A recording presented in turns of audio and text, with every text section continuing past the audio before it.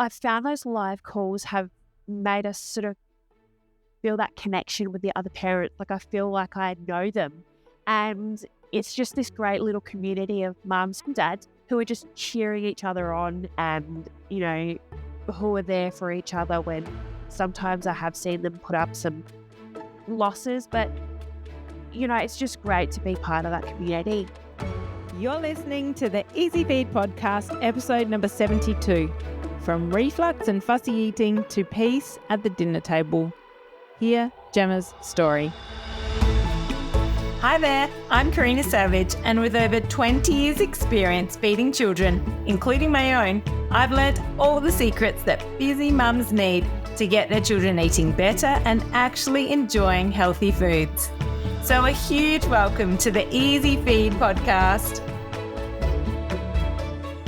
It is a huge pleasure. I'm very excited to welcome Jemma to the podcast today. Jemma has been a beautiful mum that I've known now for many years, and I've been wanting to chat to Jemma on the Easy Feed for quite a while now, and we finally got it sorted, and I've finally got her on, and I'm really, really excited to have Jemma here with me today to chat about her journey feeding her children. So a huge welcome to you, Jemma. Thank you so much for being here. Thanks. Hi, Karina. It's so good to be on here. I've always thought, listening to your podcast, I'm like, come on, there was day. So here's the day. You manifested it. I must have. No, it's wonderful to have you here chatting today because, you've been through a journey and I've watched, you really transform the way that you feed your children, and I've ridden the highs and the lows with you, and I just wanted you to share that journey because I think it's a very common journey for parents. I've certainly experienced a similar journey myself, and so I wanted to share it with others because I think it can definitely help when we share our stories. Absolutely. And as mums and new mums, the guilt, and so being able to share this journey, I hope that I can sort of take some of that away from other new mums, or, especially when you sort of think there's something not right, I need help, reach out. Yeah, great. All right, well, let's dive into it. I wanted to start off by asking you to tell us a little bit about yourself.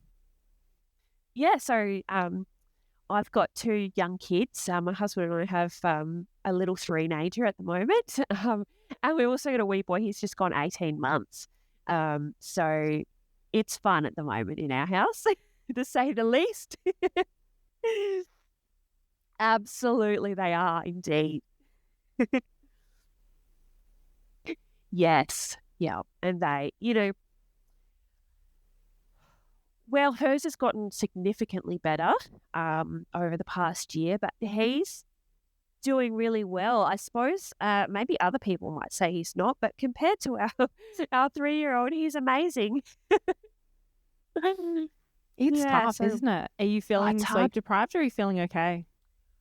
I think these days it's just a normality. And look, to be honest, our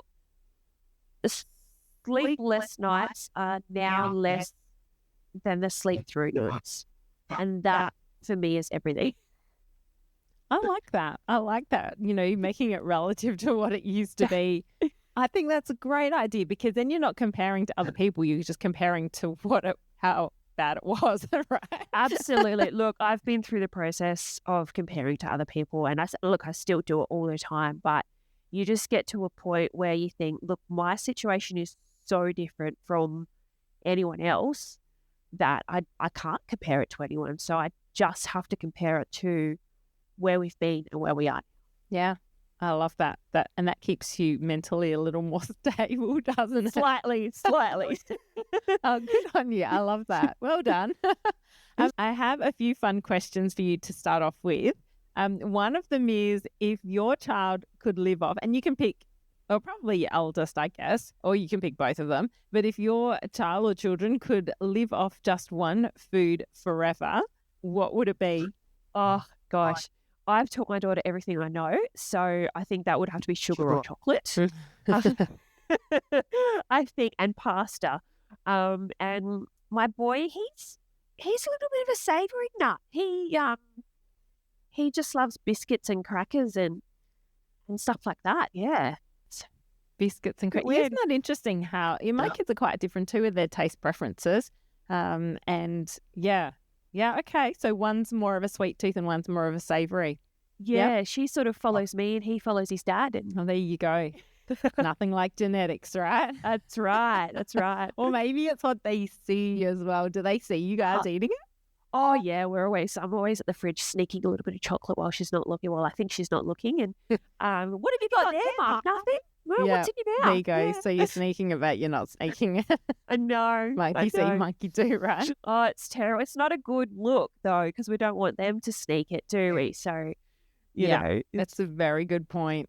Yeah, I think it's a tricky one because you don't want them to see you eating it. So, I mean, I've done that too, when they're in bed at night. I always say it's better for them to learn how it fits into a healthy, balanced life. So, I think indirectly it's not a bad thing that she sees you eating it, but I guess it just depends on how often we're eating it. Yeah, that's it. I'm always doing it at the naughty times too, like just before dinner when I've said, no, you can't have any more snacks. So I'm like, and that's another teachable moment too, isn't it? As a parent, it's like, lead by example, so. Yeah. But I think as a mum, that's when you need something to keep you going. Yeah, that's the most stressful part of the day is just before dinner, isn't it? Yeah, I reckon that's when, I remember, when I had two little ones, your kids ate, and I remember you needed the coffee in the morning, and I reckon by about 5 o'clock, you just need something to keep you going, and it might be a glass of wine or it might be some chocolate. You just need something, I think, psychologically just to keep going, just to put some energy in the tank. Get through. 100%. So it makes sense. And you have full approval to be sneaking chocolate at that time. You don't need approval. You do what you need to get through. Because I tell you, it's such a fun age. I loved that age. It's such a magical age having a 3-year-old and an 18-month-old, but it's also super full on. Yeah. Yes. No, but it is so much fun with them. And, the things that I see them come out with and learn every day, it's just absolutely, most of the time it's hysterical. And they like to do things like, paint the dog and do all sorts of fun things. And I scroll back through my photos now to those times and I see a video of my dog that's got glitter all over it and is blinking because the poor thing's got some glitter in its eye. And I'm like, oh my God, bad parent moment. But it's just such a cute age. Lovely. Well, it is, and looking back at the pictures and videos, it just, the poor dog's been painted in glitter, but how much fun did they have? Yeah, the kids had fun. I'm sure about the poor dog. Oh my gosh. All right. Now I want to rewind back to when we first met. Oh my goodness, your daughter must have been around the age of 1, but I want to just go back to what things were like for you back then. So tell me a little bit about it. Oh, I'll never forget it. So she's actually about 6 months old when we first met. From the moment she was born, she had severe reflux unbeknownst to us. And I was trying my hardest at the time when I met you to introduce her to as many foods as possible to, funnily enough, avoid being a fussy toddler. But I was also trying to figure out, which foods to avoid. Because she had that reflux, she would vomit after every feed, no matter what we did. So, at the time I was mixed feeding formula and breast milk. And I was also going on and off dairy myself. I saw something on Facebook that said it could be that. The pediatrician and GPs told us to give her Gaviscon and we were going down the low-sec road. I wasn't comfortable with that and it wasn't working. Honestly, it was like a non-waterproof Band-Aid. So, she was showing those signs of reflux and gut issues. And I noticed some really early on, like those little choking sounds while she slept. And anybody who's got a baby with reflux will know exactly what I'm talking about there. And you sort of don't quite know what it is, but you know that it's not right, but you know that they're still safe. And, trying to get her to sleep, it was just agonizing. She would scream and scream, and my husband and I would take turns with each other. When the other was burned out, would swap, and it was horrible, and it really took a toll on our mental health. But when we finally would get her to sleep, we'd have to have her on a raised mattress because laying down on her back brought the gastric juices back up and was obviously burning her and making her feel uncomfortable. So she'd wake up. So her sleep was awful. Naturally, our sleep was awful, and the guilt was insane. Maybe we're bad parents. We're not doing something right. Something's missing, all of that playing into it, and the late night Googling and all of that. And it wasn't working. So we were spinning in circles, and she was crying all the time. I was crying all the time. And my husband was sick with worry about both myself and our daughter. What had I eaten? What had she eaten? 3:00 in the morning where I'm Googling all of this, and I knew there was something to do with dairy, but I didn't know that it was more than that. And the internet searches and the calls to the midwives at, 3:00 in the morning were amazing, but they couldn't tell me what was wrong. It's so hard, isn't it? Yeah. So it's really hard, and a hard time for her as well. Yeah, you've actually taken me back because my daughter wasn't that dissimilar. Her reflux and irritability, it's so hard. And you don't know what you're doing right or what you should be stressing about or what's normal. We knew something was wrong, but we also thought, well, all babies cry, all babies, vomit, but maybe ours is just a little bit worse than others, and that's it. Well, it wasn't. It is hard to know, isn't it? Because you've got nothing to compare it to, especially when it's your first child. And you think, am I just being soft? Do I just need to toughen up and have a teaspoon of cement? Or is there something really wrong here? And sometimes you don't find out till months or years later. And then you're like, oh my gosh, it could have been so different. But, I think we met hopefully early-ish enough for you. How did you first come across me? I don't even know this, and that's why I'm asking. I'm interested. Well, I have an absolute fascination with dietetics. So before COVID, I was actually studying nutrition on the pathway to be a dietitian. And it's still my dream to go back and do so. So I knew it was a gut issue. I knew there was something food related, there's something there. So I said to my husband, I said, I've had enough. She's had enough. We've all had enough. I need to go see a dietitian. And we're not the richest family, but as a newborn parent, you just sort of go, you've got newborn cash, right? You just throw money at anything you think you need. And I said, I don't care, we're going to see a dietitian. So I Googled pediatric dietitian and Karina's name came up. And when we first saw you, it was magic from the first session. And the money wasn't an issue because the sessions had paid for themselves instantly. Our little girl was sick and we needed to fix it for her. So we didn't care. And, I believe that the lack of foods we were able to give her and the fact that so many foods had made her sick is a big part of why she has developed fussy eating, like a primal instinct sort of thing. And so when you launched that, you said, after a few months, you said, hey, I'm about to launch this fussy eating program. Do you guys want to try it? And you explained all the foundations, and my husband and I sort of looked at each other and just went, well, this is a no-brainer for us. Like we're in. Like Karina's helped us so much already.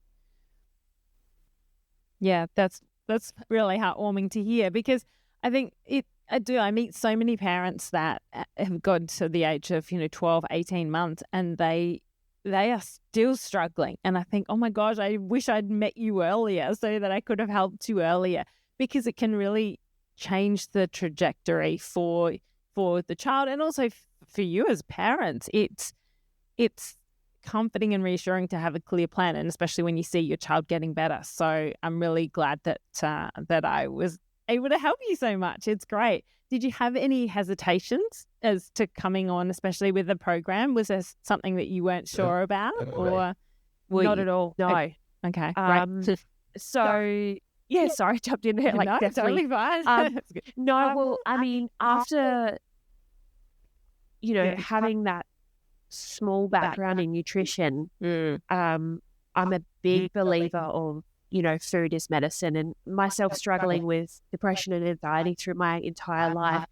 I know that those anti-inflammatory foods can really play a big part in your moods as well. So for me, having that knowledge and going, hey, she's vomiting, this is clearly some kind of gut issue, dietitian. Our pediatrician wasn't helping. They didn't have the knowledge.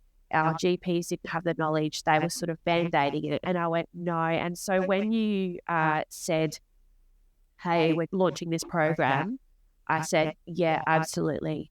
No hesitations at all. Yeah, I love what you said about the Band-Aid leaking because, and I have utmost respect for pediatricians and GPs, and they have to be, a jack of all trades. But in this area, I find often parents don't get the level of support that they need because I can specialize in this area, but a pediatrician also needs to be able to specialize in, everything from top to toe. And same with the GP. And the parents often do spin in circles. You're right. And I think it's great when you can find someone to take you through the journey that you need to go on without even, I guess, realizing, but it's a journey that generally leads to much better outcomes for your children. So I'm really pleased to hear that you didn't have any hesitations in joining, and perhaps also because you got to know me because we had a consultation that also helped. So let's now dive back into when you joined the program. And what was it like when you joined and started to listen to some of the videos and tutorials and put some of those strategies into practice in relation to fussy eating? Well, look, once we got going, it was actually a bit of a shock because I thought she was going to be doing a lot of the work, being the fussy eater. But it was a massive breakthrough for us as parents by removing the stress from her. She began experimenting all of a sudden. And these are stresses that we didn't even know we were putting on her. We weren't out to pressure her, but we were just doing what we were taught, eat what you've got, no dinner, no dessert, yada, yada, yada. And so stepping back and also looking at, my own relationship with food, and also for a possible neurodivergent kid, it highlighted how much we need to change our approach. And, both our kids go through phases of eating us out of house and home, and, having a kid who vomited every single feed to this now amazing little powerhouse who's thriving and growing and driving me up the wall and, teaching me new things every day. It's just been a complete game changer. So good. So good. Can you remember a moment when you were sitting there early on going, okay, something is shifting here? Oh, yeah. The very first session with us.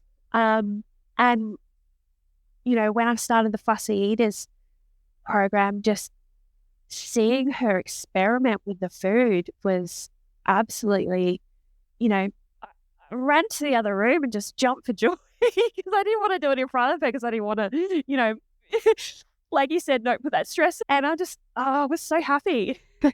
So good. So good. So you ran into the other room to celebrate because you didn't want her seeing you celebrate?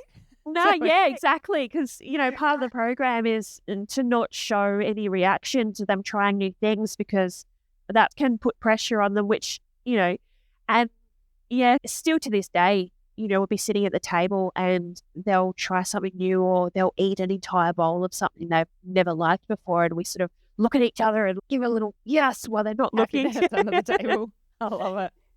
So good. So good. Yeah. I remember you posting something in our private chat group one time. I mean, you've posted lots of wins over the years in the private group, but I think it was something to do with chicken. You just were over the moon about the fact that she'd tried chicken because she hated it before and she wouldn't try it. I love the little wins that you share, or the big wins that you've shared over your journey. It's been so good to see.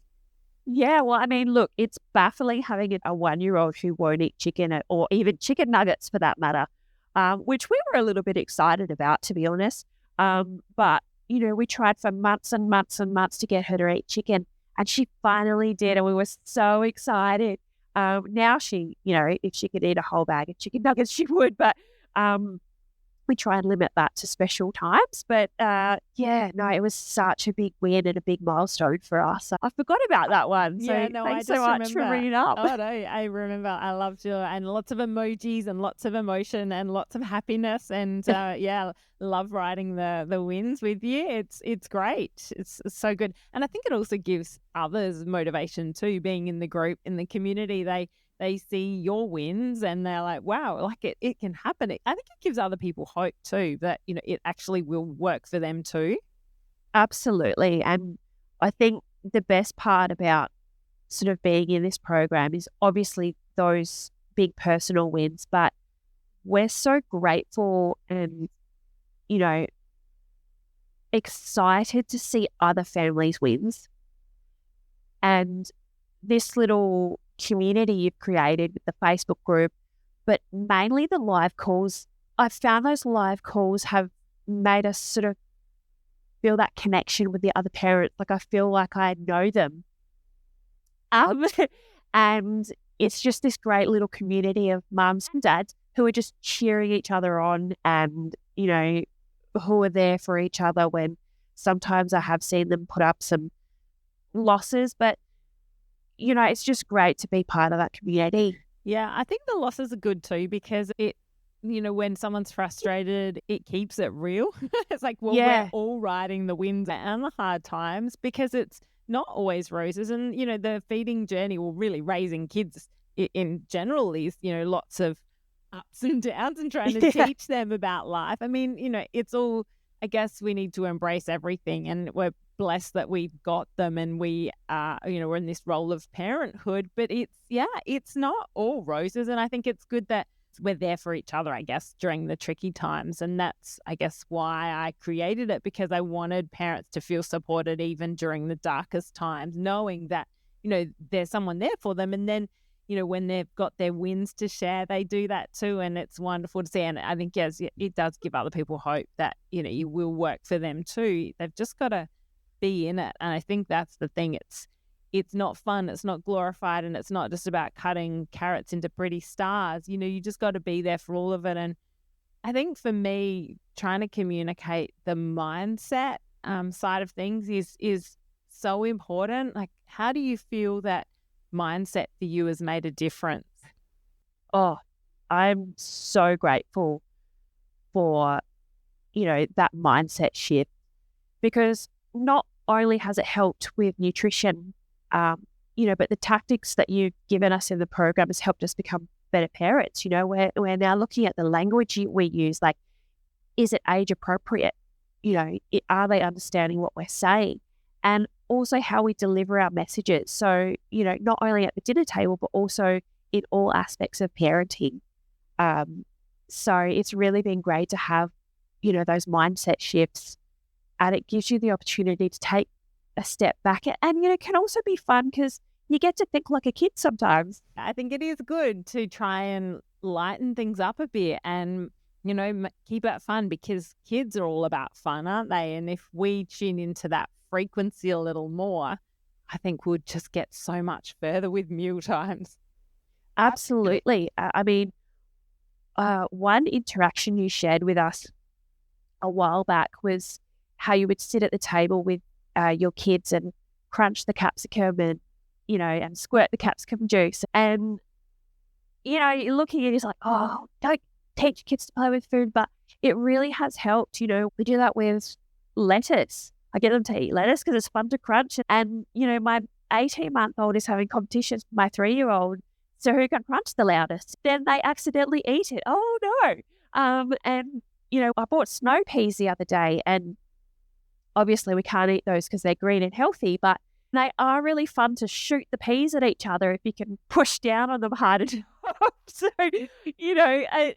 once upon a time I would have panicked at that, but now, my husband and I just go, oh, well, eventually it'll make its way into their mouth like they're touching it. So that's great. 100%. Yep. I love that. And it's so true. Builds familiarity and trust. And you're right that it will eventually make its way into their mouth. And this is where they're at on their stages of learning to like that food. That's so good. You could also do that with, have you tried edamame? Because I reckon you could shoot edamame beans out pretty well too. You know how they... Yeah. Have you tried? I haven't, no, but I might give that a go. They shoot out. Is it sugar snap peas or snow peas? I'm intrigued now. I want to try. Oh, I suppose you could do both, really. But maybe sugar snap might be easier than snow peas because it's really hard to. Yeah, they're nice and thick. But yeah, eat them up. It might be much easier to shoot at one another. And and corn is a good one too for squirting. Because depends on the type of corn, but most of the corns you get, if they're fresh, they'll be juicy. Do your kids eat corn? Oh, they love it. Oh, okay. So not really a challenge on that one, but corn coming out their ears. Yeah, and their poo, you sit in their poo. Corn always seems to make its way into the poo. So are meal times like more fun for you these days? Sometimes. We have our weeks where, they'll eat everything under the sun. And then there's weeks where they won't eat anything. And they won't sleep as well that week, and tensions are higher, and it's tougher. But being in your program has taught me that okay, there isn't actually something wrong with that, because next week they'll go back to eating again, and the week after that they'll stop eating, and the week after that they'll eat again. So it's giving me that peace of mind that it's not the end of the world. There's nothing wrong with them. They're fine. They're just, their body's growing, rapidly from one week to the next. And this week isn't a growing week, and they're not hungry. So they don't need to eat. And so those weeks is a little bit tougher than others. But mostly, it's so much better. So, and my daughter's now at the age where we can start talking to her about her day and what she's been up to. Have you been a good friend today? And, what did you do to help your friend? Or what did a friend do to help you? That sort of thing. And it really, having conversations with her now. And three-nager is an understatement, honestly. So cute. So cute. Jemma, I love what you said in terms of when you have a bad week, you're not as worried anymore. So for me, it sounds like your tolerance for fussier, poorer eating is greater, and your perception and your understanding of that bad week, what the story that you make in your mind is not, oh, they're not getting enough, they're never going to eat again. Your mindset, your approach is now, well, they've had a bad week, big deal. They'll be better again next week or the week after. So your approach is very different now, a very positive approach where you can ride the good weeks and the bad weeks, knowing that overall they will be okay. And that's I think, a real difference that I've seen in you. Would you agree with that? Oh, absolutely. And especially coming from, her having such a hard time as an infant, that worry and stress when she's not eating is at 100, So being able to go through the motions and change the mindset and watch the new patterns emerge, having that stress go down and the guilt and all of that is, it's just amazing. And even just when you said, I know that even though they're not eating the snow peas right now, but they're touching them, they're playing with them, they're having fun with them, I know that eventually they will end up in their mouth. That knowing is huge. To have that knowing as a parent that they will eventually eat it, that's not just hope. That's actually knowing that it will eventually happen, and it will. And so you've already set the wheels in motion for them to eat that green vegetable. It might just not be this week or this month or this year, but knowing that it will happen. And I think that's so incredibly powerful to your confidence, and just to know that they will eat that, because I'm a positive 100% that will happen then. So I think it's such a different approach, and the beauty is in the detail of that knowing and how you perceive mealtimes, that mindset shift. It's everything, don't you think? Like, I just think it's everything. Absolutely. And this has come from you. You've taught me this. So thank you so much. And I think it's also not only helped take the stress off of them, knowing that, it is a process. And that was probably one of the biggest well, there's been a few really big, sort of punch in the face moments from this course. It's like a real intense sort of like, oh my goodness, that's such a big shift of my kid's not eating, my kid won't eat anything at all, to I'm going to just leave this plate of food here. And if it disappears, it disappears. And if it doesn't, it doesn't. And, the first couple of days I did, the snow piece didn't get touched. But then they touched them, and then they smelled them, and then they're at the moment where they're shooting them at each other. So a big part of this program is what you have taught me is that eating new foods is a process. And I never understood that. I never knew that it was a process, that you've got to learn to trust the food. You've got to learn, because, babies, they start with milk, don't they? And then you introduce them to food, and they're like, what is this? What are you putting in front of me? And expecting me to eat this strange food that I've never seen before. And, for parents going on this course, it might be a breakthrough that, right, we're going to stop eating chicken nuggets every single night, and we're going to aim to eat it, twice a week. So trying to get those new foods is so crucial, and it's just amazing to be able to have that process and know that, okay, I've put this new food in front of them. Today, they're only going to touch it. They're going to pick it up and throw it off their plate. But knowing that that's not defiance, that's actually part of the process, is a massive stress release. Yeah. But something that nobody ever tells you about parenthood is that you're the one who has to do the work. Having that sort of shift has been monumental, as I said before, not only in and at the dinner table, but also in other aspects of our parenting. So how much of your parenting approach initially do you think was influenced by how your parents fed you? Well, I think probably all of it. A good thing that I had growing up was that if she doesn't eat, she won't eat. And if she's hungry, she'll eat, which was great. And honestly, I think that was more of my parents giving up rather than actually parenting. But I sort of took that and went, yes, but I can see that she is hungry, but she's not able to take that step.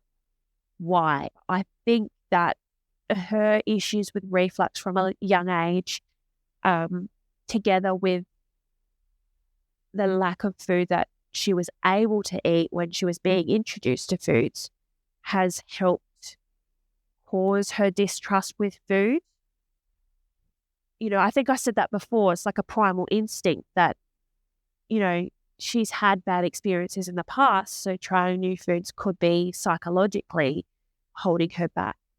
Yeah. Yeah. So really your daughter had that layer of reflux allergy component, which it absolutely can create a feeding aversion because they feel like food hurts them. So yeah, it certainly adds that layer of challenge and difficulty around feeding, I think. Yeah, absolutely. So what would you say to parents who are listening to this podcast episode right now who have a toddler who's driving them nuts? They're feeling sleep deprived, they're feeling frustrated, they may even have another little one who they don't want the second little one to also learn fussy eating habits. What would you say to a parent who is in the trenches, in the depths of despair right now? You are doing great. And I know people keep saying that so much. You're doing great and you don't believe it, but you are, because firstly, you're here, you're listening, you're doing the research to try and find the best solution for your parenting challenges. And that in itself is already helping. So excellent, you're here. This is awesome. I said this before, go with the flow. I know I certainly could sometimes about listening to my body and stopping eating, but as I said before, this week our kids are eating everything in sight, and this morning I had to cut them off for breakfast because, they're going to explode, but next week they won't eat anything. And, they probably won't sleep as well, but taking that comfort in knowing that they will come back to eating and just trusting that process, of the steps that you have taught me and, the other mums in the group as well. Just hang in there. You're doing great. Hang in there. And look, lastly, I'm going to sound like a crazy cult lady, but please just join the program. Like, honestly, I cannot explain. A massive plug. Karina is not paying me for this. I cannot explain how much better our lives are with Karina in it. And I'll honestly always be so grateful for this incredible woman forever. Oh, thank you so much. That's so kind of you. I did not expect that. And we did not discuss this in the conversation. But thank you. That's very sweet of you. Yeah, it makes me teary because it means the world. So thank you. That's really, really kind of you. I really appreciate it. No, honestly, thank you. Like, literally changed our lives, this program. So. I'm so grateful, and I'm so grateful to have you in our community and, you supporting others now, paying it forward. So it's wonderful.